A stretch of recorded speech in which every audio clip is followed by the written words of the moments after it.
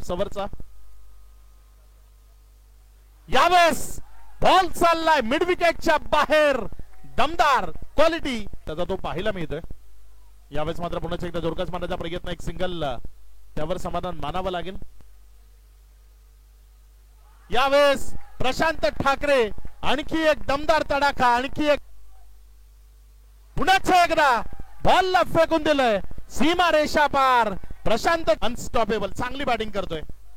इथे outside edge ball declaration zone मध्ये गेला. एक रन तिथे मिळेल. एकच्या मदतीने धावत